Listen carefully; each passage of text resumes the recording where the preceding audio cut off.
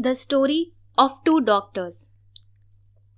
My sister is a doctor in a government hospital. She works very long hours. Often she has to do new duty at night, which can be very exhausting. Our government hospitals may not have too many facilities, but at least the poor can get treatment for almost free. Once, during one of her night duties, she had to perform many operations and came home very late. Just as she reached home, there was a call from the hospital for her to come and perform another emergency operation. She was about to leave immediately. Seeing her tired face, I made a comment. I agree patients are very important to doctors, but for the last 24 hours you were in the hospital. You are also a human being. You too require rest. You can tell somebody else to do this operation. Why don't you rest now? She smiled at me and said, "It is not me alone. There are many doctors along with me who are working equally hard. They also require rest. I am the senior most doctor, so I must lead the team. In the larger interest of the people, you must sacrifice your personal pain. Don't you remember the story of anesthesia?" Saying this, she went away. I then remembered the story of anesthesia that she had mentioned. My sister had narrated this story to me some years ago. To what extent this story is true, I don't know, but it is a remarkable one. Many years ago, in England, there was a father and son pair who were doctors. The father was a very famous and innovative, and the son was young and enthusiastic. In those days, there was no concept of anesthesia, and whenever a patient was to be operated on, chloroform was given. The senior doctor did many experiments in the field and developed a medicine which, when injected in the area where the operation was to be done, made only that part numb. There was no need to make the patient unconscious. Today, we call this local anesthesia. He performed several experiments and convinced by adding different chemicals that his medicine was effective. But there was one problem.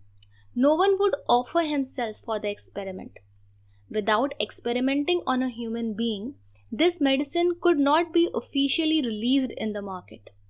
Now, the doctor's son had 6 fingers on his left hand. One day, he suggested to his father, "Father, I know your medicine is very good. You inject it to my 6th finger and operate and remove the finger. Anyway, I want to get rid of that finger. Let us perform this operation in front of other doctors. No man can stand the pain of surgery without anesthesia. When they look at my face, they will come to know that your medicine has made the area numb and I am not experiencing any pain." This suggestion was very good. The father conveyed a message to the members of the Academy of Medical Science, who were the final authority for allowing this medicine to be used in public. The day of the operation came and several scientists, doctors, and other public figures assembled to watch the effect of this miracle injection. The father exhibited his son's 6th finger and injected the medicine. He said, "Now I will start the operation. You can observe the patient's face." There was a smile on the young man's face. The operation was performed and was a success. Throughout, the smile remained on the son's face. Everybody was amazed by what they just saw and congratulated the senior doctor for his work. After they left, the young doctor was dressing his wound. His father had tears in his eyes. He embraced his son and started sobbing uncontrollably. "Sorry, my son. I knew what pain you were undergoing during the operation. You never showed it to the public.